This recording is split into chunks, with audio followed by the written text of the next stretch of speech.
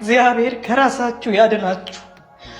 ፍሌሻችን ፊክስ አይደረግም። ይኸውላችሁ ፍሌሽ ኢምፕሩቭ አይደረግም። ፍሌሽ ክሩሲፋይ ነው የሚደረገው። ፍሌሽ ድናይ ነው የሚደረገው። ዛሬ ደግሞ በሌላ ቪዲዮ እንደገና ተመልሰናል። መጽሐፍ ሲናገር እንደዚህ ይላል፣ ከክርስቶስ ጋር ተሰቅያለሁ፣ እኔም አሁን ሕያው ሆኜ አልኖርም፣ ክርስቶስ ግን በእኔ ይኖራል። አሁንም በስጋ የሚኖርበት ኑሮ በወደደኝ እና ስለ እኔ ራሱን በሰጠው በእግዚአብሔር ልጅ ላይ ባለኝ እምነት የሚኖረው ነው ይለናል። ይህን ቪዲዮ እናይና እንመለስ፣ ከዛ እንወያይበታለን። አም ቬሪ ኢንተረስትድ። በቃ ይህን ቪዲዮ በጣም የወደድኩት። ተመልከቱት። ከራሳችሁ ሀሳብ ያድናችሁ፣ ወደ ራሱ ሀሳብ ያሳድጋችሁ። የእናንተ አይደላችሁም። ሕያውና ቅዱስ መስዋዕት አድርገን የምንሰዋለት ጌታ በመጀመሪያ ራርቶልን ነው፣ ነግሮን ነው፣ በዋጋ ገዝቶን ነው። ለዛ ነው ገላትያን 2 ላይ በጣም የምወደው ቃል አለ። እንግዲህ አለ ክርስቶስ እንግዲህ እኔ አለ ሕያው ሁኜ አልኖርም፣ ክርስቶስ ግን በእኔ ሕያው ሆኖ ይኖራል አለ። እኛ አሁን የምንኖርለት ኑሮ ክርስቶስ በእኛ ሕያው ሆኖ የሚኖርበት ኑሮ ነው። የኛንማ ጨረስን። ያኔ በህይወትና በሞት መካከል ሳለን ደሞዛችንን ሊከፍለን ከነበረው መንጋጋ ስንወጣ አሁን የክርስቶስ ኢየሱስን ህይወት ስንጀምር የኛን እዛ ጋር ጨርሰናል። አሁን የክርስቶስ ህይወት ተጀምሯል። አሁን የመሰዋት ህይወት ተጀምሯል። አሁን የተሰዋ ህይወት ያስፈልገናል። ፋሚሊኒ የምር ማለት ነው። የምር በቃ ይህን ክፍል ሳስብ በጣም ነው ኢንተረስትድ የሚሆነውና ከእንግዲህ ወዲህ የራሳችን ብለን የምንኖረው ህይወት የለንም። አሁን የምንኖረው ህይወት የእኛ ህይወት ሳይሆን የክርስቶስን ህይወት። ያው ክርስቶስ የእኛን ህይወት ኖሮልን አይደል በመስቀል ላይ ተንጠልጥሎ ያለፈው።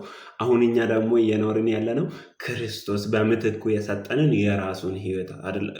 የገላትያ መጽሐፍ ምዕራፍ 2 ላይ ቁጥር 19 ጀምራችሁ ስታነቡ እኔ ከእንግዲህ ሕያው ሆኜ አልኖርም አለ ሐዋርያው ጳውሎስ። ሃሌሉያ! በጣም ደስ የሚል ቪዲዮ ነው። እንደዚህ አይነት አስተማሪ ቪዲዮችን ከቲክቶክ ላይ ከተለያዩ ቦታዎች ላይ እኛም ያዘጋጀን ይዘንላችሁ እንቀርባለን። ለዚህ ዩቲዩብ ቻናል አዲስ ከሆናችሁ ዩቲዩብ ቻናላችንን ሰብስክራይብ በማድረግ ቤተሰብ ይሁኑ። መቼም ስጋችን ከመንፈሳችን ጋር ተግባብቶ ሊያድር አይችልም በፍጹም። ስለዚህ ስጋችን ምንድነው የሚደረገው? ይሰቀላል ነው ትለናለች እህታችን። እስኪ ቪዲዮን አይተን እንመለስ። የራሳችንን ሀሳብ እናስቀምጣለን። ዳይ ወደ ቪዲዮ። ፍሌሻችን ፊክስ አይደረግም። ፍሌሽ ኢምፕሩቭ አይደረግም። ፍሌሽ ክሩሲፋይ ነው የሚደረገው። ፍሌሽ ድናይ ነው የሚደረገው። ሀይ ዛሬ የምናወራው ስለ ስጋና ስለ መንፈስ ነው፣ ወይም አወር ፍሌሽ ኤንድ ዘ ስፒሪት ማለት ነው። እንግዲህ የእግዚአብሔር ቃል እንደሚነግረን ሁለቱ ገላትያ 5 ላይ ደግሞ የሚናገረው ሁለቱ መቼም የማያባራ መቼም የማያቋርጥ ጦርነት ጠብ ውስጥ ነው ያሉት። ስጋችን የሚፈልገው እና መንፈሳችን የሚፈልገው ነገር የተለያየ ነው። ሐዋርያው ጳውሎስ ለገላትያ ሰዎች ሲጽፍላቸው መቼም ስጋና መንፈስ እርስ በርስ እንደማይግባቡና ስጋና መንፈስ እርስ በርስ እንደሚቃዋወሙ፣ ስጋ በመንፈስ ላይ መንፈስን በስጋ ላይ እንደሚመኙ ይነግረናል ገላትያ ምዕራፍ 5 ላይ። ስለዚህ ስጋ መቼም ከመንፈስ ጋር ተግባብቶ መቼም ስጋችን እሺ ብሎ እንጸልያለን ብላችሁ ማሰብ ዘበት ነው ትለናለች እህታችን። እንቀጥል። ሁለቱም ነገሮች ደግሞ የራሳቸውን ጉዳይ ማስፈጸም ነው የሚፈልጉት።